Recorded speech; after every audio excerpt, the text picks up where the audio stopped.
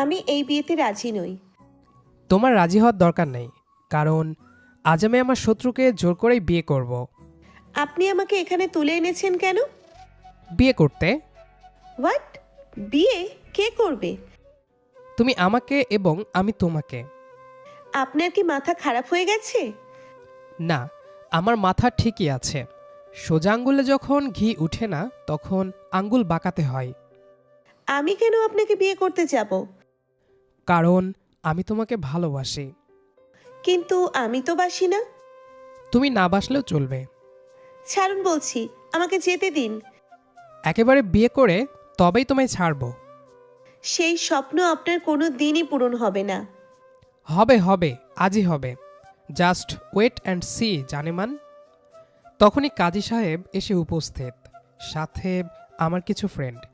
আমি কাজী সাহেবকে বললাম বিয়ের আয়োজন শুরু করতে। তার আগে আসুন একটু ফ্ল্যাশব্যাক বলি। নীলা হচ্ছে আমার ক্রাশ, সেই কলেজ লাইফ থেকে। আমরা একই কলেজ প্লাস ভার্সিটিতে পড়াশোনা করি। নীলাকে আমি অনেক পছন্দ করি, যা বলার বাহিরে। সে কথা প্রায় 100 বার নীলাকে বলেছি, কিন্তু নীলা কোনোদিনই পাত্তা দেয়নি। অনেকবার অনেকভাবে বোঝানোর চেষ্টা করেছি, 1000 বার প্রপোজও করেছি, কিন্তু অ্যাকসেপ্ট করেনি। ভেবেছিলাম ধীরে ধীরে সে বুঝবে, কিন্তু না, তা হলো না। আজকে দেখি ভার্সিটির একটা ছেলের সাথে সে গা ঘেঁষে কথা বলছে। খোঁজ নিয়ে জানতে পারি তারা দুজন দুজনকে পছন্দ করে। আর আমি যে এতদিন নীলাকে বললাম তার কোনো মূল্য নেই। তাই আজকে বাধ্য হয়ে ভার্সিটির গেটের সামনে থেকে তুলে নিয়ে আসলাম বন্ধু ফাহাদের বাড়িতে। তবে কোনো খারাপ উদ্দেশ্যে নয়, শুধুমাত্র নীলাকে আপন করে পাওয়ার জন্য। তাতে আমার যা করা লাগে তাই করব। কাজী সাহেব বসে আছেন, চারপাশে অস্বস্তিকর নীরবতা। নীলা দাঁড়িয়ে কাঁপছে, চোখে রাগের চেয়ে ভয় বেশি। নীলা ভারী কণ্ঠে বলে উঠল, আমি এই বিয়েতে রাজি নই। এই মুহূর্তে তোমার রাজি হওয়া না হওয়া কেউ জিজ্ঞেস করছে না। আপনি এটা করতে পারেন না। পারছি বলেই করছি। নীলা আমার দিকে তাকালো। সেই দৃষ্টিতে কোনো প্রেম নেই, আছে শুধু অবিশ্বাস আর ভাঙ্গন। আপনি জানেন না আপনি কি ভেঙে দিচ্ছেন। ভাঙ্গা জিনিস দিয়েই কখনো কখনো নতুন কিছু বানাতে হয়। তোমাকে অনেকবার বোঝানোর চেষ্টা করেছি যে আমি তোমাকে ভালোবাসি, কিন্তু তুমি কখনো বুঝতে চাওনি। আর আজকে তোমাকে বউ না বানিয়ে আমি কিছুতেই ছাড়ব না।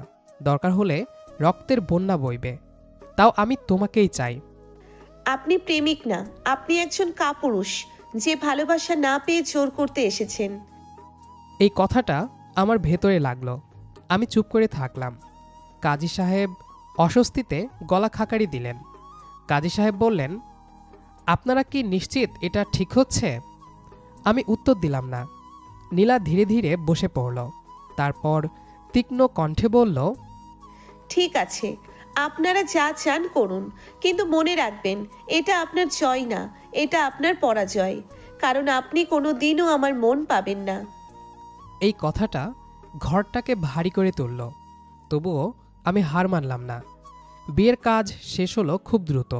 কোনো গান নেই, কোনো হাসি নেই, শুধু কাগজের সই, কয়েকটা দোয়া আর ভারী নিঃশ্বাস। নীলা পুরো সময়টা চুপচাপ ছিল। চোখে জল ছিল না, ছিল এক ধরনের শূন্যতা, যেটা কান্নার চেয়েও ভয়ঙ্কর। আমরা বাড়ি ফিরলাম। দুই পরিবার বসলো ড্রয়িং রুমে। আমি সাথে সাথেই লোক পাঠিয়েছিলাম নীলার বাড়িতে, এবং সাথে করে আমার বাড়িতে নিয়ে আসতেও বলেছি। সবাই রাগী চোখে তাকিয়ে আছে আমার দিকে। নীলার মা মেয়ের মুখের দিকে তাকিয়ে বুঝে ফেললেন কিছু একটা খুব ভালো হয়েছে। তিনি নীলাকে জিজ্ঞেস করলেন, নীলামা, তুই ঠিক আছিস তো? কিন্তু নীলা তাকালো না, কিছু বললও না। তাই আমি বলে উঠলাম, শুনুন, আমি স্পষ্টভাবে সব বলতে চাই। সবাই তাকালো আমার দিকে। আমি নীলাকে ভালোবাসি, আর তাই তাকে বিয়ে করেছি। জানি এইটা উচিত হয়নি, সবার মতামত নেওয়া প্রয়োজন ছিল, কিন্তু আমার কাছে এত সময় ছিল না। আর তাছাড়া আমি কোনো খারাপ ছেলে নই, ফ্যামিলি ব্যাকগ্রাউন্ড সব কিছু ভালো। তাই এখানে কার কোনো আপত্তি আছে বলে আমি মনে করি না। আর থাকলেও তাতে আমার কিছু যায় আসে না। নীলাকে আমি বিয়ে করেছি আর সে এখন আমার বউ, আর সে আমার সাথেই থাকবে। ব্যাস এতটুকুই জানি। আম্মু আমার পাশে এসে দাঁড়ালেন। তুই এটা কি করেছিস শিহাব? কোনো মেয়ের বিরুদ্ধে গিয়ে তাকে জোর করে বিয়ে করাটা মোটেও সুখের বিয়ে না। তোর কাছ থেকে এমনটা আশা করিনি। তোকে স্বাধীনতা দিয়েছি বলে তুই এমনটা করবি? এই কথাটা আমার বুকের ভেতরে প্রথমবারের মতো আঘাত করল। আম্মু এবার নীলার আম্মুকে উদ্দেশ্য করে বললেন, আমি আপনাদের সবার কাছে ক্ষমা প্রার্থী। বুঝতে পারছি না শিহাব কিভাবে এত বড় একটা কাজ করলো। তার জন্য আমরা লজ্জিত। কিন্তু এখন তো বিয়ে হয়ে গেছে। আমার মতে এইটা নিয়ে আর বাড়াবাড়ি করা উচিত নয়। আমরা নীলাকে এবারের বউ হিসেবে মেনে নিচ্ছি এবং তার সারা জীবনের দায়িত্ব নিচ্ছি। বিশ্বাস রাখুন, কোনো অযত্ন করব না নীলাকে। এমন আরও অনেক কথা বলে শেষমেশ সবাইকে মানানো হলো এবং নীলা আমার বাড়িতেই থাকবে বলে সিদ্ধান্ত নেওয়া হলো। ধীরে ধীরে সবাই চলে গেল। রাত 11টা। আমি রুমে প্রবেশ করলাম। এই ফাঁকে আমার ফ্রেন্ডগুলো পুরো রুম ফুল দিয়ে সাজিয়ে ফেলেছে। নীলা বিছানার একপাশে বসে আছে। আমি দরজার কাছে দাঁড়িয়ে আছি। কিছুক্ষণ নীরবতার পর আমি বললাম, তুমি ভয় পেও না, আমি তোমাকে ছুব না, জোর করব না, আজ না, কোনো দিনও না। নীলা আমার দিকে তাকালো। সেই দৃষ্টিতে রাগ নেই, আছে অবাক হওয়া। তাহলে কেন এটা করলেন? কারণ আমি তোমাকে ছোঁয়ার লোভে বিয়ে করিনি। আমি তোমাকে চেয়েছি আমার জীবনে, আমার পাশে, আমার ভবিষ্যতে। জানি ভুল পথে চেয়েছি, কিন্তু চাওয়াটা মিথ্যা ছিল না। বাহ, খুব সুন্দর করে বলতে পারেন আপনি। জোর করে বিয়ে করে এখন ভুল পথ বলছেন? আমি চুপ করলাম। নীলা বিছানা থেকে উঠে জানালার কাছে গেল। বাইরে তাকিয়ে বলল, আপনি জানেন আজকে আমার কি হওয়ার কথা ছিল? আমি নিজের ইচ্ছেই কাউকে বেছে নেওয়ার কথা ছিল। আমি মানুষ হিসেবে একটা সিদ্ধান্ত নিতে চেয়েছিলাম, কিন্তু আপনি সেটা ছিনিয়ে নিয়েছেন। আমি কিছু বলতে যাচ্ছিলাম, নীলা হঠাৎ ঘুরে তাকালো। কিছু বলবেন না প্লিজ। আপনি কথা বললেই আমার মাথার ভিতর আজকের সেই মুহূর্তটা ফিরে আসে। আপনি দাঁড়িয়ে, আমি কাঁপছি, সবাই তাকিয়ে আছে, আর কেউ আমার কথা শুনছে না। সরি নীলা। সরি, এই একটা শব্দে সব শেষ? আমার ভয়, আমার অপমান, আমার ভাঙন সব সরিতে মিটে যাবে? জানি মিটবে না। আপনি আমাকে বউ বানিয়েছেন, কিন্তু আপনার এই ঘরে আমি নিজেকে একজন আসামি মনে করি, যে বিনা কারণে জেল খাটবে। এই কথাটা আমার বুকের ভেতর গেঁথে গেল। আমি ধীরে বললাম, তাহলে আমি আজ থেকে এই বন্দিত্বটা ভাঙার চেষ্টা করব। কিভাবে? তালা খুলবেন? দরজা খুলে দেবেন? নাকি আমাকে স্বাধীন বলবেন এই ঘরের ভেতরে রেখেই? আমি জোর করব না, কোনো দিন না। তুমি যদি চাও, কালই তোমার পড়াশোনা, তোমার লাইফ, তোমার চলাফেরা আগের মতো থাকবে। তুমি বাইরে যাবে, বন্ধুদের সাথে কথা বলবে, পড়বে, বাঁচবে। বাহ, এখন আমাকে অনুমতি দিচ্ছেন বাঁচার? হ্যাঁ। আমি জানি আমি অপরাধ করেছি। আমি জানি আমি তোমার কাছে ভিলেন। আমি শুধু চাই, কোনোদিন যদি পারো, মানুষ হিসেবে আমাকে দেখো। প্রেমিক না, স্বামী না, শুধু মানুষ। মানুষ হিসেবে? যে মানুষ ভয় দেখায়, জোর করে, কথা শোনে না? আমি চুপ। নীলা বিছানায় বসে পড়ল। আজ আমি খুব ক্লান্ত, ভীষণ ঘুম পাচ্ছে। তাহলে ঘুমাও। আমি আপনার সাথে এক বিছানায় শুতে পারবো না, ঘৃণা করবে। আপনি বাইরে ঘুমান। ঠিক আছে। আমি দরজার দিকে হাঁটতে লাগলাম। পিছন থেকে নীলার কণ্ঠ, একটা কথা মনে রাখবেন, আপনি আমাকে পেয়ে যাননি, আপনি আমাকে জিতেও যাননি, আপনি শুধু আমাকে থামিয়ে দিয়েছেন। আমি কিছু বললাম না। দরজা খুলে বের হলাম। রুমের ভেতরে ফুলের গন্ধ ছিল, কিন্তু কোথাও কোনো ভালোবাসার গন্ধ ছিল না। আমি দরজা বন্ধ করে বাইরে বেরিয়ে গেলাম। করিডোরে আলোটা ম্লান, ঠিক আমার ভেতরের মতো।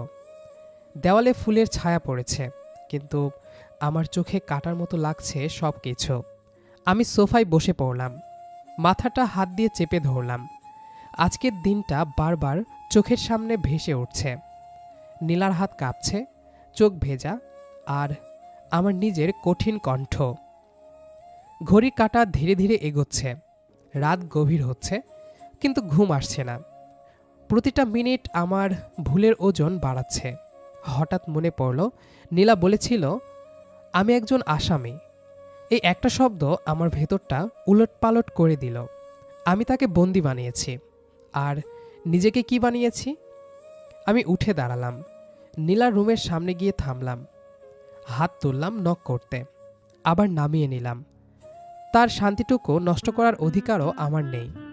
আমি শুধু দরজার ওপাশে দাঁড়িয়ে নিচু স্বরে বললাম, আই অ্যাম সরি নীলা, পারলে আমাকে ক্ষমা করে দিও। সে শুনল কি না জানি না, কিন্তু কথাটা বলা দরকার ছিল। আমি আবার ফিরে এলাম সোফায়, জানালার বাইরে তাকালাম। ঢাকার রাত, আলো, গাড়ির শব্দ, সব চলছে নিজের নিয়মে। শুধু আমার ভেতর সব থেমে গেছে। আমি ফোনটা হাতে নিলাম, পুরনো চ্যাট খুললাম। সেই কলেজের দিনগুলো, নীলার ছোট ছোট রিপ্লাই, আমার বড় বড় আশা। আজ সব কিছু হাস্যকর লাগছে। তারপর ধীরে ধীরে চোখ বন্ধ করলাম। ঘুম এলো না, শুধু রাত কেটে গেল। পরের দিন সকাল, সূর্যের আলো ঘরে ঢুকেছে।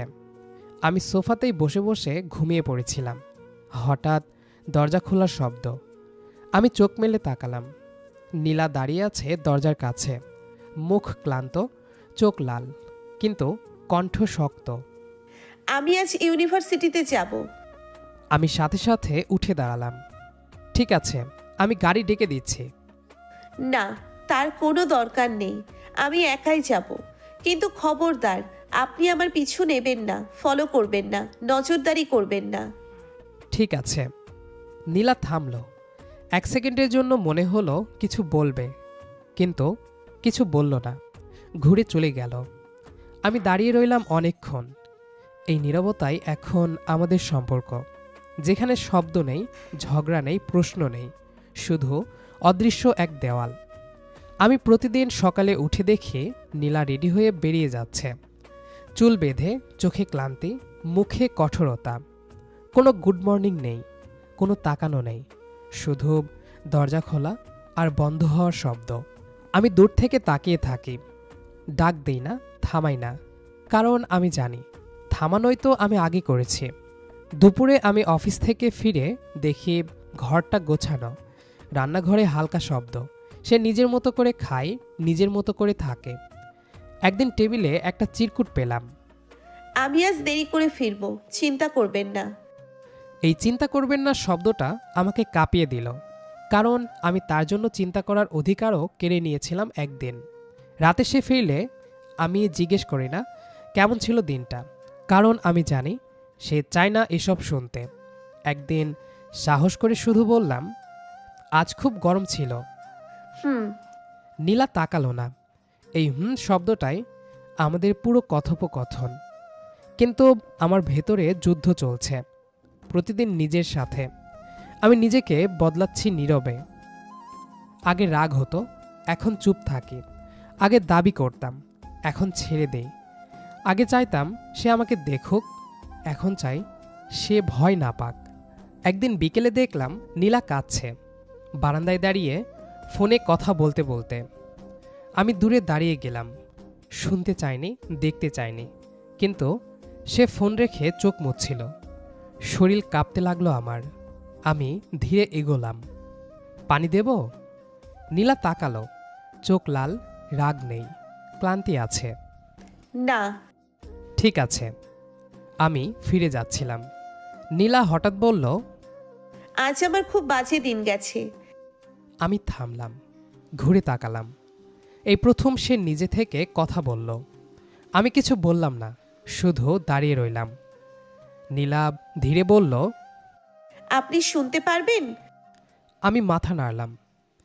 হ্যাঁ, অবশ্যই বলো। নীলা বারান্দার রেলিংয়ে ভর দিয়ে বলল, সবাই ভাবে আমি খুব শক্ত, কিন্তু আমি ভেতরে ভেঙে যাচ্ছি প্রতিদিন। ইউনিভার্সিটিতেই সবাই প্রশ্ন করে, বন্ধুরা এড়িয়ে চলে, সবাই জানতে চায় আমি কিভাবে এখানে এসেছি। আমি কাউকে বলতে পারি না, কাউকে বোঝাতে পারি না। নীলা কিছুক্ষণ চুপ করে রেলিংয়ে ভর দিয়ে দাঁড়িয়ে থাকল। তার চোখে ছিল এক গভীর শূন্যতা, আর মুখের কোণে অল্প অল্প কাঁপন। আমি কাছে দাঁড়িয়ে আছি, কিন্তু সাহস পেলাম না হাত বাড়ানোর। নীলা হঠাৎ নিজের কণ্ঠ কমিয়ে বলল, আপনি জানেন আমি আজ এখানে কি বোধ করছি? আমি খুব একা, মনে হচ্ছে কেউ নেই, কেউ আমাকে বোঝে না। আমি চুপ, কোনো উত্তর নেই, কেবল তার কথা শুনছি। কারণ প্রতিটি শব্দ যেন ভীষণ ভারী, প্রতিটি নিঃশ্বাসে আমার অপরাধের ওজন থাকে। আমি চাইনি আজকের দিনটা এমন হোক। আমি চাইতাম নিজের ইচ্ছে নিজের পছন্দের সব হোক। নীলার কথা থেমে গেল, চোখে জল নেই, কিন্তু ভেতরে কষ্ট লুকানো। আমি ধীরে ধীরে বললাম, আমি জানি আমি ভুল করেছি। আপনার সরি বলার ক্ষমতা আছে, কিন্তু আপনি কি বুঝতে পারেন প্রতিটি দিন আমি কি অনুভব করি? আমার স্বাধীনতা কেড়ে নেওয়া, আমার নিজের ইচ্ছের উপর চাপ সৃষ্টি করা। জানি। আমি আপনাকে স্বামী হিসেবে মানি না সম্পূর্ণভাবে, কারণ আমি এখনো আপনাকে বিশ্বাস করি না। আমার ভেতরে আপনাকে ঘিরে আছে শুধু ঘৃণা আর কিছুটা ভয়। আমি তোমাকে স্বাধীন রাখব যতটা সম্ভব।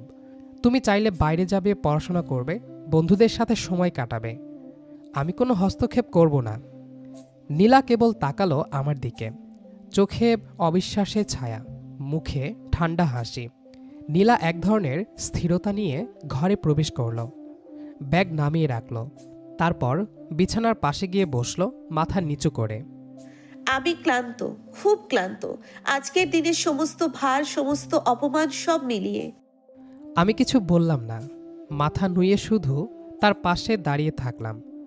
হাত বাড়াতে সাহস হয়নি। জানি প্রতিটি স্পর্শ এখন শুধুই তার ভীতি বাড়াবে। আমি রুম থেকে বের হয়ে যেতে নিলে নীলা আবারও বলে উঠল, শুনুন, হুম।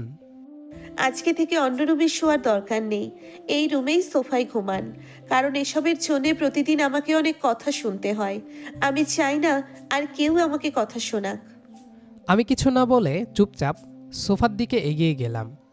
রাতটা কেটে গেল, আমি সোফায় বসে রইলাম, চোখে ঘুম নেই। নীলার কণ্ঠ, তার চোখের রোদন বারবার ভেসে আসে। আমার মন ভরাক্রান্ত, দুঃখ আর অপরাধে ভরা। পরের দিন সূর্যের আলো ঘরে ঢুকল। চোখ খুলতে দেখি নীলা বিছানায় নেই। নিচে নেমে দেখি মায়ের সাথে রান্নাঘরে কাজ করছে। দুজন বেশ হাসাহাসি করে কথা বলছে আর কাজ করছে। বিষয়টি দেখে আমার ভীষণ ভালো লাগলো। আম্মু নীলার পাশে দাঁড়িয়ে রুটি বানাচ্ছিলেন আর নীলা ডিম ভাজছিল।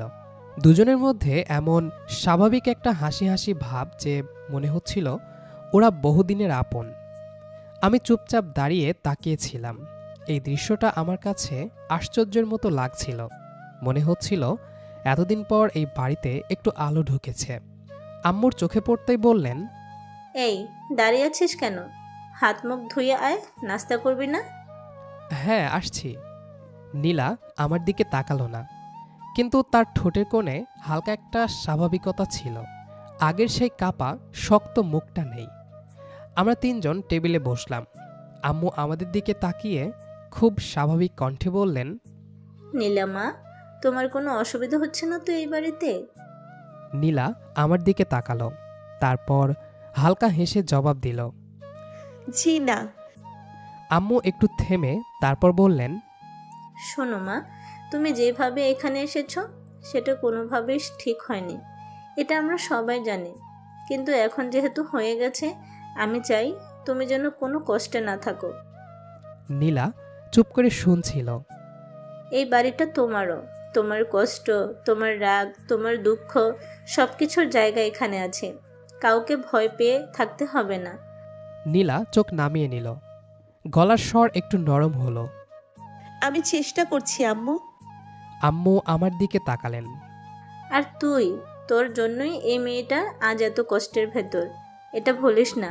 তোকে ওকে সময় দিতে হবে, ওকে বুঝতে হবে। জানি আম্মু, আমি চেষ্টা করছি। আম্মু দীর্ঘশ্বাস ফেললেন। চেষ্টা না, প্রমাণ কর। এই কথাটা আমাকে নাড়িয়ে দিল। নাস্তা শেষ হলো নীরবে, কিন্তু আগের সেই ভারী নীরবতা ছিল না, বরং ছিল শান্ত একটা নীরবতা। নীলা উঠে দাঁড়িয়ে বলল, আমি আজ ইউনিভার্সিটিতে যাচ্ছি, একটু দেরি হতে পারে। ঠিক আছে মা, সাবধানে যেও। আমি কিছু বললাম না, শুধু মাথা নেড়ে সম্মতি দিলাম। নীলা বেরিয়ে গেল। আমি জানালার পাশে দাঁড়িয়ে তাকে যেতে দেখলাম। আজ তার হাঁটায় একটু হালকা ভাব ছিল, যেন বোঝা একটু কমেছে। আম্মু আমার পাশে এসে দাঁড়ালেন। তুই জানিস শিহাব, ভালোবাসা জোর করে পাওয়া যায় না, অর্জন করতে হয়। আমি চুপ করে রইলাম। আর সবচেয়ে বড় কথা কি জানিস, মানুষকে জিততে গেলে আগে তার মন জিততে হয়। সে যেন বুঝতে পারে সে তোর কাছে সবচেয়ে বেশি নিরাপদ। এই কথাটা আমার বুকের ভেতরে গিয়ে আটকে গেল। সেদিন অফিসে মন বসল না। বারবার নীলার কথা মনে পড়ছিল, তার ক্লান্ত মুখ, ভাঙ্গা কণ্ঠ আর আজকের সেই ছোট্ট হাসি। নীলা বাসায় ফিরল দেরিতে। আমি সোফায় বসেছিলাম। নীলা দরজা খুলে ঢুকল, ব্যাগ নামালো। আমি সাহস করে বললাম, কেমন ছিল দিনটা? নীলা একটু থামল, তারপর বলল, ভালো। আজ কেউ কোনো প্রশ্ন করেনি। সেটা তো ভালো। নীলা মাথা নেড়ে বলল, হুম। এই ছোট্ট কথোপকথনটাই আমাদের মধ্যে নতুন কিছু শুরু করলো। রাতটা আগের মতো ভারী লাগলো না। দিন যেতে লাগলো। নীলা ধীরে ধীরে একটু স্বাভাবিক হতে লাগলো। মাঝে মাঝে আম্মুর সাথে কথা বলে, রান্নায় সাহায্য করে। আমি দূর থেকেই দেখি, কিছু বলি না, কিছু চাই না। একদিন বিকেলে ছাদে নীলাকে একা পেলাম। সে আকাশের দিকে তাকিয়ে দাঁড়িয়েছিল। আমি ধীরে কাছে গেলাম। চা বানিয়েছি, খাবে?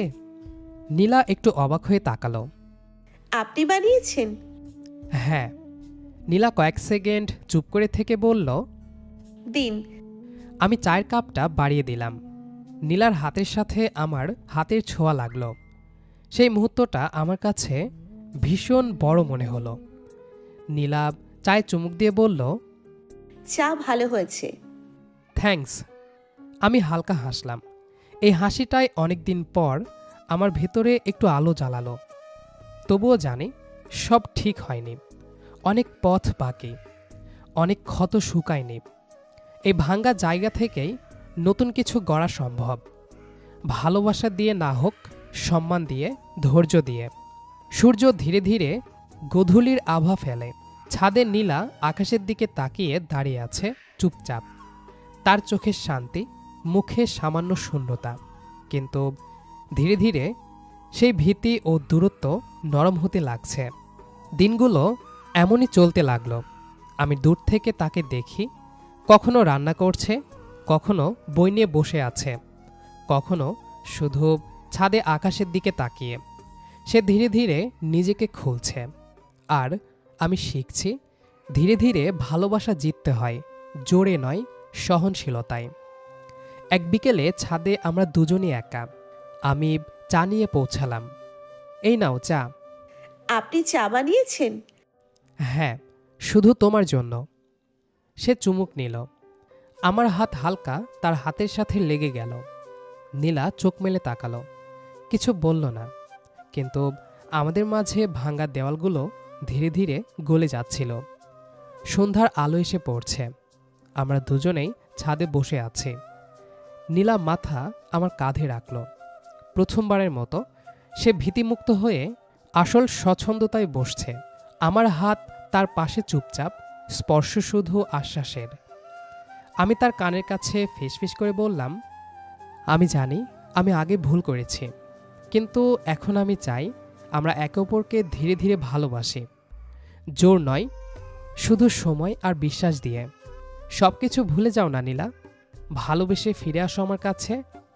নীলা কিছুক্ষণ চুপ থেকে বলল, হয়তো আমিও আপনার প্রেমে পড়ে গেছি।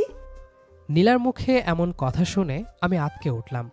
চোখ বড় বড় করে নীলার দিকে তাকালাম। সত্যি? একটা ভিলেনের প্রেমে।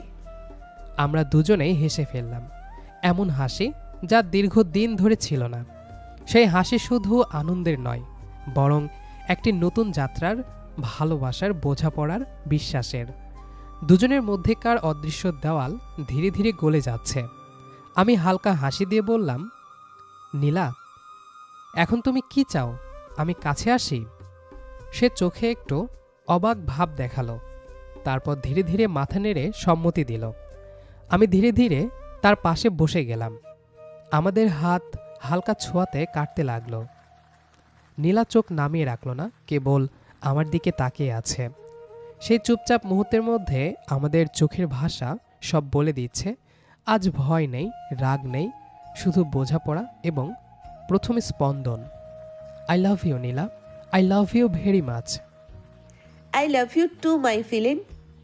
ধীরে ধীরে আমি নীলার কাছে এলাম। নীলা কোনো বাধা দিচ্ছে না। বুঝতে পারলাম তার ভীতির দেওয়াল এখন ভেঙে গেছে। চলো, আমরা দুজনে এখন ধীরে ধীরে একে অপরকে ভালোবাসব। নীলা চোখে উষ্ণতা নিয়ে আমার দিকে তাকালো। হালকা হাসি ফুটল তার ঠোঁটে। আর প্রথমবারের মতো আমি সেই হাসিটাকে মন ভরে দেখলাম। আমি ধীরে ধীরে তার পাশে মাথা রাখলাম। সে স্বীকার করে নিখুঁত শান্তিতে আমার দিকে মাথা দিল। আমাদের হৃদয় এক হয়ে স্পন্দন করছে। মনে হচ্ছে পৃথিবীর সব শব্দ বন্ধ হয়ে গেছে, শুধু আমাদের নিঃশ্বাস, আমাদের স্পর্শ এবং আমাদের ভালোবাসা। আমি তোমাকে কখনো ছাড়ব না নীলা। আমি জানি, এবার আমিও চাই আপনাকে পাশে অনুভব করতে। আমি ধীরে ধীরে নীলার ঠোঁটে নিজের ঠোঁট ছোঁয়ালাম। নীলা কোনো বাধা দিল না। রাত কেটে গেল, কিন্তু এবার এই রাতটা ছিল নির্ভয় ভালোবাসার রাত। কখনো কখনো ভালোবাসা ভুল পথ দিয়ে শুরু হয়, একটা জোর, একটা ভুল সিদ্ধান্ত আর অনেকগুলো ভাঙ্গা অনুভূতির মধ্য দিয়ে। কিন্তু সত্যিকারের ভালোবাসা যদি থাকে, তাহলে সময়, ধৈর্য আর সম্মান সেই ভুলগুলোকে ধীরে ধীরে ঠিক করে দেয়। শিহাব আর নীলার গল্পটাও ঠিক তেমনই, একটা জোর করে শুরু হওয়া সম্পর্ক, যা ধীরে ধীরে বদলে গেল বিশ্বাস, বোঝাপড়া আর সত্যিকারের ভালোবাসায়। কারণ ভালোবাসা কখনো জোর করে পাওয়া যায় না। ভালোবাসা অর্জন করতে হয় হৃদয় দিয়ে, ধৈর্য দিয়ে আর একজন মানুষকে সত্যিকারের সম্মান দিয়ে। আর শেষ পর্যন্ত যে মেয়েটা একদিন তাকে ভিলেন বলেছিল, সেই মেয়েটাই আজ তাকে নিজের পৃথিবী বানিয়ে নিয়েছে। হয়তো এটাই ভালোবাসার সবচেয়ে সুন্দর দিক, যেখানে ভুল থেকে শুরু হতে পারে নতুন এক ভালোবাসার গল্প। যদি এই গল্পটা আপনার ভালো লেগে থাকে, তাহলে ভিডিওটিতে একটি লাইক দিতে ভুলবেন না। কমেন্ট করে জানান আপনার কাছে গল্পের সবচেয়ে সুন্দর মুহূর্ত কোনটা ছিল। আর এমন আরও নতুন রোম্যান্টিক লাভ স্টোরি শুনতে আমাদের চ্যানেলটি সাবস্ক্রাইব করে পাশে থাকা বেল আইকনটি চাপতে ভুলবেন না। আবার দেখা হবে এক নতুন ভালোবাসার গল্প নিয়ে। ততক্ষণ পর্যন্ত ভালো থাকুন, ভালোবাসায় থাকুন।